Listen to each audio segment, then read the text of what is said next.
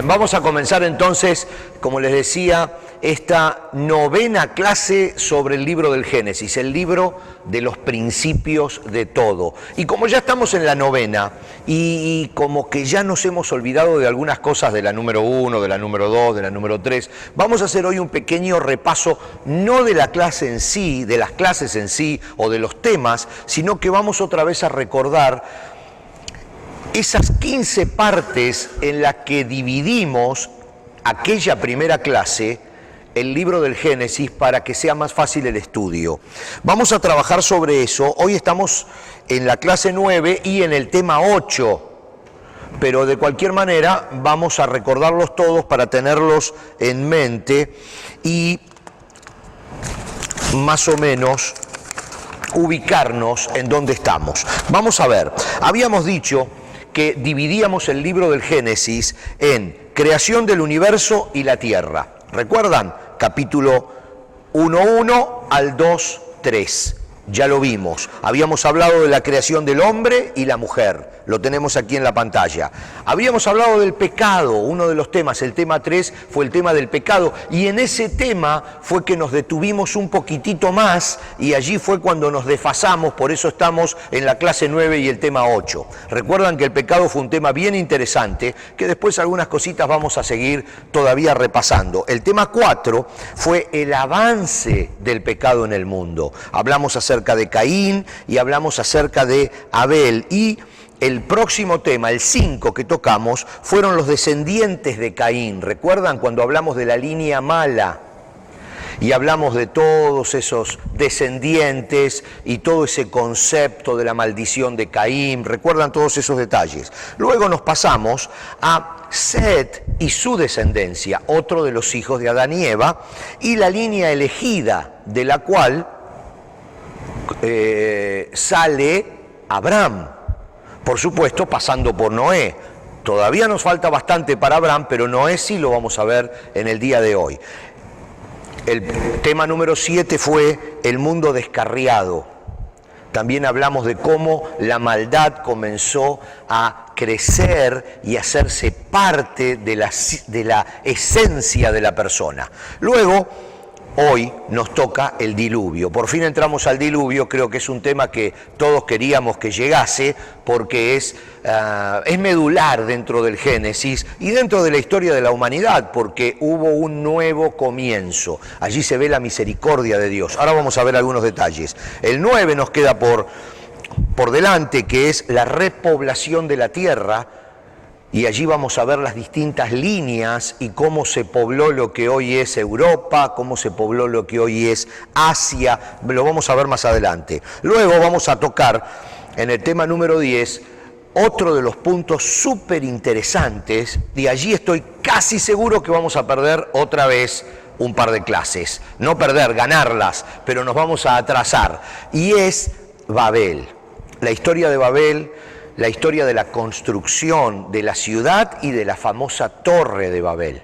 Allí hay tantas cosas y tantas notas de color, que es lo que nos gusta siempre ir poniendo para darle un poquitito de fuerza a este asunto. Y por supuesto después vamos a seguir con el famoso comienzo del pueblo judío. Y ahí ya vamos a entrar en todo lo que hace más a lo que nosotros vemos constantemente en la iglesia. Abraham, Isaac, Jacob y José. Allí termina el Génesis con la historia de José.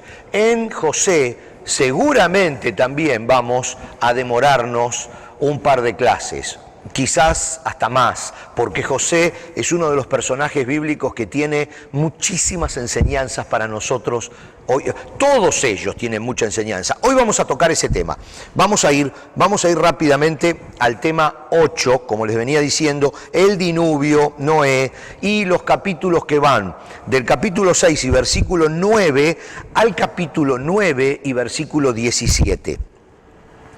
Y aquí vamos a empezar con un tema bien importante, que lo hemos ya repetido varias veces, porque esto es una clase de historia, de alguna manera, un panorama bíblico, historia del Antiguo Testamento, pero no queremos que se convierta solamente en una clase donde adquirimos datos y llenamos el cerebro de fechas y de gráficos, y de aquí nació y de aquí y aquí hubo esta batalla, sino que lo que queremos sacar en cada clase es lo que Dios quiere decirnos a través de esas cosas que permitió que estén escritas en el Antiguo Testamento. Dios quiso que algunas cosas estén escritas para nosotros y otras no, otras quedaron en el olvido. Esas que Dios permitió que estuvieran escritas es para que nosotros saquemos algo que nos sirva hoy, no simplemente para que lo tengamos como un libro de historia, como un libro de conocimiento. Y aquí, y me acuerdo que lo comentamos en un mensaje también en el servicio, que cuando hablamos de el diluvio universal, en la Biblia en inglés dice the flood, y the flood es una inundación. Nosotros jamás lo llamamos la gran inundación. Sin embargo, los americanos, en el inglés, lo llaman la gran inundación. Nosotros, fíjense que en todas las versiones en español, habla de diluvio. El concepto de diluvio es una lluvia abundante que provoca una inundación. Miren cómo hay palabritas que hacen una gran diferencia en la forma que tenemos de pensar. Y ahora les explico por qué estoy haciendo estas diferencias. Fíjense, para los anglos el resultado es lo importante. ¿Qué sucedió? Y se inundó todo. Hubo una gran inundación. Para los latinos es la causa. ¿Qué provocó esa inundación? Una lluvia abundante. Por eso nosotros lo llamamos el diluvio universal y no la inundación universal. Pero desde el punto de vista cristiano, lo importante no es ni la causa ni el resultado, sino la enseñanza que nos deja a nosotros un evento semejante. Este es un evento fundamental porque marcó un nuevo comienzo en la historia de toda la humanidad. Otro Adán, otra Eva. Es un ejemplo de la misericordia de Dios diciendo esto está todo mal, pero de cualquier manera le voy a dar otra oportunidad, no solo al hombre, sino a toda la creación. Le voy a dar una siguiente oportunidad. Por eso es sumamente importante el diluvio, la inundación, Noé, pero lo que nosotros tenemos que rescatar es la enseñanza que nos da. Cuando nosotros vamos a esta historia, y todavía no empezamos a hablar de la historia, tenemos que ver que la Biblia cuenta los eventos, pero hace énfasis en las personas. La Biblia no le interesa, o a Dios no le interesó, demasiados detalles acerca de cómo llovió, aunque la Biblia los cuenta, porque todo el Antiguo Testamento tiene mucha parte histórica, cuántos días llovieron, cuántas noches, dónde se posó el arca, cómo era el arca, las medidas, todo eso está registrado, pero toda la historia en el Génesis del diluvio, de la inundación, o como lo llamen los americanos, como lo llamen los latinos, o como lo llame cualquier cultura del planeta, comienza con un versículo, Génesis 6:8, que dice, pero Noé encontró favor delante del Señor. Y el 6:9 dice, este es el relato de Noé y su familia. Nosotros lo llamamos el diluvio universal, otros lo llaman la inundación y otros lo pueden llamar como quieran llamarlo, pero la Biblia hace énfasis en las personas. Entonces, cuando nosotros estamos estudiando el evento, vamos a hacer énfasis en las personas y en lo que Dios quiere decirnos a través de ese evento, de esa historia que está contada en la Biblia. Así que, digamos que con esa mentalidad de rescatar algo que nos sirva a nosotros, para rescatar una palabra de Dios para nosotros, estudiamos el evento. Espero haberme explicado. Son ideas que están en la cabeza y a veces cuesta explicarla. Hay casi 2000 años aproximadamente, según datos bíblicos, no históricos, porque históricos puede haber otras diferencias, pero bíblicos me refiero sumando las edades. de todos los personajes que vivieron y que la Biblia los detalla entre Adán y Noé, estamos hablando aproximadamente de 2000 años. 2000 años en que Dios va aguantando toda esa maldad que, como vimos en los puntos anteriores, comienza a multiplicarse y a echar raíces en la parte interna de la persona. Como también vimos cuando tocamos el concepto de pecado, y todo esto está muy relacionado, el concepto de pecado entró superficialmente, o sea, fue Satanás el que vino a tentar en persona, hablemos de víbora o de lo que ustedes quieran, al hombre y a la mujer. Nunca más Satanás tentó a ninguna otra persona salvo a Jesús, que no tenía pecado, salvo a Jesús en el desierto. Todos los demás somos tentados desde nosotros mismos, dice Santiago, desde nuestra mala manera de ser, porque en ese caer en el pecado del primer hombre y de la primera mujer, el pecado quedó enquistado en la raza. Entonces Satanás no necesita, y de hecho no puede físicamente, no puede estar al lado de cada uno tentándonos como el diablito y el angelito que hablan los dibujantes y los caricaturistas. Estamos hablando que desde aquel momento el pecado quedó dentro nuestro y desde adentro es que se producen las tentaciones, desde nosotros mismos. Por eso el tema del pecado demoró un par de clases, ¿recuerdan?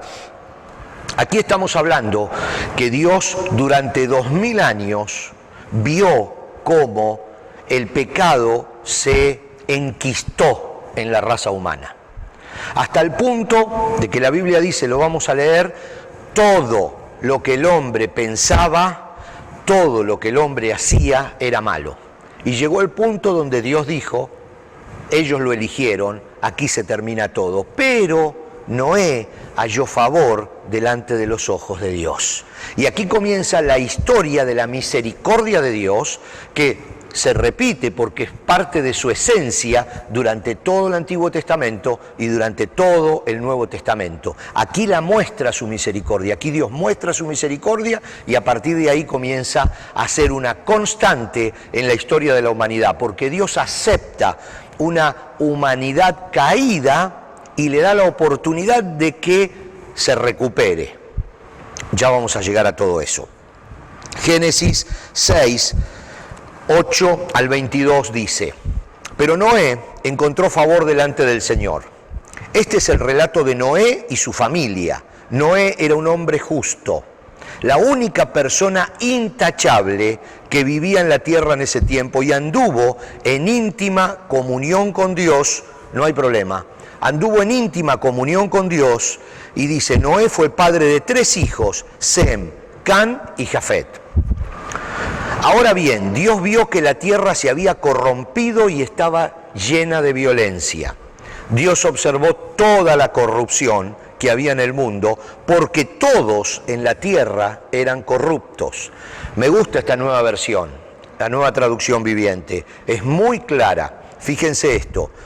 Todos en la tierra eran corruptos. Entonces Dios dijo a Noé, he decidido destruir a todas las criaturas vivientes porque han llenado la tierra de violencia. Así es, los borraré a todos y también destruiré la tierra. Construye una gran barca de madera de ciprés y recúbrela con brea por dentro y por fuera para que no le entre el agua. Luego construye pisos y establos por todo su interior. Haz la barca de 138 metros de longitud, 23 metros de anchura y 14 metros de altura. Deja una abertura de 46 centímetros por debajo del techo alrededor de toda la barca. Pon la puerta en uno de los costados y construye 3 pisos dentro de la barca, interior, medio y superior. Son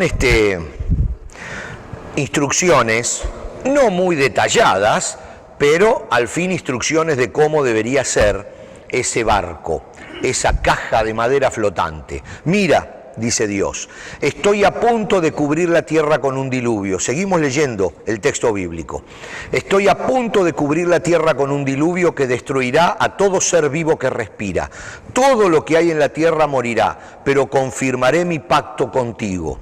Así que entren en la barca tú y tu mujer y tus hijos y sus esposas. Mete en la barca junto contigo una pareja, macho y hembra de cada especie animal, a fin de mantenerlos vivos durante el diluvio. Una pareja de cada especie de ave, de animal y de animal pequeño que corre por el suelo, vendrán a ti para mantenerse con vida. Me gustaría profundizar un poquitito esta frase, pero no podemos porque ahí sí que perdemos. Pero miren qué interesante, cada animal, dice, que vive sobre la tierra, vendrán a ti para mantenerse con vida. Y cuando hablamos acerca de el arca y lo que significa Cristo y cómo la gente llega a Cristo, bueno, ese es otro tema, pero es muy interesante. Dice, y asegúrate de llevar a bordo suficiente alimento para tu familia y para todos los animales. Entonces Noé hizo todo exactamente como Dios se lo había ordenado. Vamos a hacer un pequeño repaso de la forma y las medidas del arca. Le dijo, luego construye pisos y establos por todo el interior. Haz la barca, esto es para que nosotros nos hagamos una idea y empecemos a sentirlo un poco más de cerca, el tema del arca y el tema de Noé, ¿no? Dice, haz una barca de 138 metros de longitud. Estamos hablando de 1,5 cuadras de largo. 140 metros de largo. Luego dice 14 metros de altura.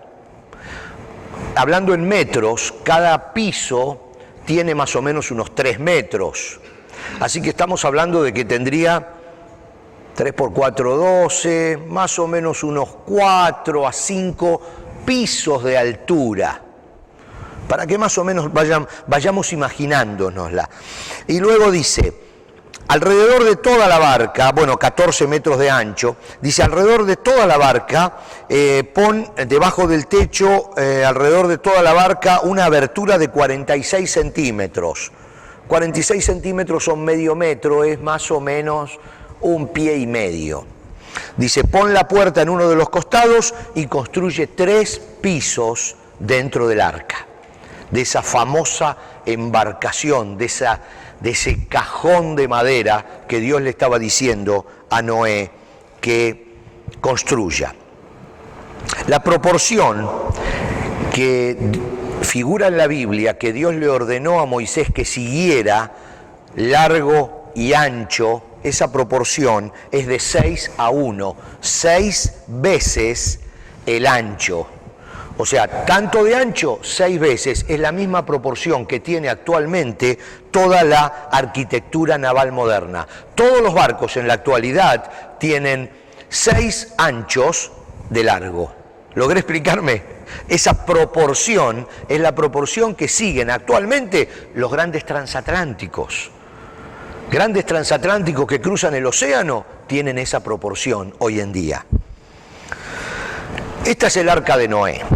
Vamos a ver si la repasamos. Tiene 133 metros, o 138, bueno, algo así. Creo que de la Biblia decía 138 metros, de largo, 14, 23, casi 40.000 metros cúbicos de capacidad. 40.000 metros cúbicos de capacidad son algo así como 522 vagones de ferrocarril. ¿Recuerdan esos largos trenes que a veces van pasando y van 1, 2, esos vagones de carga? 522 vagones de carga era la capacidad del arca. 125.300 animales podían entrar dentro de ese barco. Por supuesto, hay animales grandes como los elefantes y hay alemanes chiquititos. O sea, estamos haciendo proporcionalmente hasta 125.000 animales podían entrar. Esta es una réplica que construyó un holandés de 47 años de edad en Holanda, una persona de bastante dinero, que decidió construir una réplica siguiendo las medidas originales que daba la Biblia. Y ahora está en exhibición allí en Holanda y uno puede visitar cómo era el arca según las medidas bíblicas. Acá tenemos otra toma, otra foto de cómo se veía ese barco. Vamos a leer ahora otro de los temas importantes acerca de Noé en el concepto de la refundación de la tierra. Génesis 7, del 1 al 24, no vamos a leer todos los versículos, pero dice: cuando todo estuvo preparado, el Señor le dijo a Noé: entra en la barca con toda tu familia, porque puedo ver entre todas las personas de la tierra solo tú eres justo. Toma contigo 7 parejas, macho y hembra, de cada animal que yo he aprobado para comer y para el sacrificio. Una pareja de cada uno de los demás. Toma también 7 parejas de cada especie de ave. Tiene que haber un macho y una hembra en cada pareja para asegurar que sobrevivan todas las especies en la tierra después del diluvio. Dentro de 7 días haré que descienda la lluvia sobre la tierra y lloverá durante 40 días y 40 noches hasta que yo haya borrado de la tierra todos los seres vivos que he creado. Así que Noé hizo todo tal como el Señor le había ordenado. Noé tenía 600 años cuando el diluvio cubrió la tierra. Subió a bordo de la barca para escapar del diluvio junto con su esposa, sus hijos y las esposas de ellos. Con ellos estaban todas las diferentes especies de animales, los aprobados para comer y para el sacrificio, y los no aprobados, junto con todas las aves y los animales pequeños que corren por el suelo. Entraron en la barca por parejas, macho y hembra, tal como Dios había ordenado a Noé. Después de 7 días las aguas del diluvio descendieron y cubrieron la tierra. Cuando Noé tenía 600 años, el día 17 del mes segundo, todas las aguas subterráneas entraron en erupción. Y la lluvia cayó en grandes torrentes desde el cielo. La lluvia continuó cayendo durante 40 días y 40 noches. Podemos entrar en muchos de estos aspectos, pero no nos interesa tanto el evento, como decíamos, sino los conceptos. Los conceptos, las personas, lo que podemos sacar para nosotros. Ese mismo día, Noé había entrado en la barca con su esposa y sus hijos, Sem, Cam y Jafet, y las esposas de ellos. Con ellos en la barca había parejas de cada especie de animal, domésticos y salvajes, grandes y pequeños, junto con aves de cada especie. De 2 en 2 entraron en la barca, en representación de todo ser vivo que respira. Entraron un macho y una hembra de cada especie, tal como Dios había ordenado a Noé. Luego el Señor cerró la puerta detrás de ellos. Durante 40 días, las aguas del diluvio crecieron hasta que cubrieron la tierra y elevaron la barca por encima de la tierra. Mientras el nivel del agua subía más y más por encima del suelo, la barca flotaba a salvo sobre la superficie. Finalmente, el agua cubrió hasta las montañas más altas de la tierra, elevándose casi 7 metros por encima de las cumbres más altas. Murieron todos los seres vivos que había sobre la tierra, las aves, los animales domésticos, los animales salvajes, los animales pequeños que corren por el suelo y todas las personas. Todo lo que respiraba y vivía sobre la tierra firme murió. Dios borró de la tierra todo ser vivo, las personas, los animales pequeños que corren por el suelo y las aves del cielo. Todos fueron destruidos. Las únicas personas que sobrevivieron fueron Noé y los que estaban con él en la barca, y las aguas del diluvio cubrieron la tierra durante 150 días. Vamos a ver un poquitito más adelante, pero se los dejo solo hoy como una nota, porque se nos está terminando el tiempo. Vamos a ver algunas cosas que van a ser bien interesantes, aunque muy pocas de ellas están realmente probadas, pero son interesantes. El Valle de los 8 se conoce al lugar en la zona del Monte Ararat donde la Biblia dice que cuando se fueron las aguas, cuando bajaron las aguas, se posó el arca de Noé.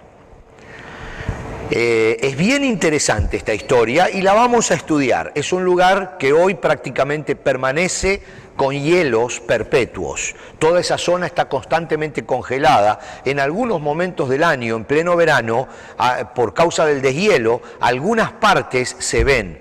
Y por supuesto hay decenas de expediciones de investigación que se han hecho y se siguen haciendo buscando el arca, y algunas han tenido muy buen resultado. Se le llama a ese lugar el Valle de los Ocho porque fueron 8 personas las que bajaron allí, al menos 8 personas adultas, que estamos hablando de Noé y su esposa, sus 3 hijos y sus esposas. Así que por eso se lo llama el Valle de los Ocho. Hay algo interesante. Esta es una fotografía que dicen, por supuesto no hay nada probado, que fue tomada en el año 1968 por un avión militar de los Estados Unidos y quedó secreta, guardada, y que ahora salió a luz por algunas cosas que están sucediendo, y esto es precisamente en la cúspide, en la parte más alta del monte Ararat, en la actual Turquía, donde la Biblia dice que se posó el arca, y se puede ver la estructura del arca. Por supuesto que estas fotos pueden ser muy trucadas, pero pudiera ser que la estructura haya sobrevivido así por el hecho de que este lugar vive bajo hielo. Entonces pudiera ser que esta foto sea real, pero nadie lo sabe, salvo por el hecho de que cuando aparecieron todos estas filtraciones de información de Wikileaks, apareció este memo o este email que dio a luz esta persona que mostró todos los secretos, donde precisamente habla acerca de esa foto del arca que fue sacada por un avión militar y que fue guardada como un secreto para no causar problemas entre las distintas creencias y entre las distintas religiones del mundo.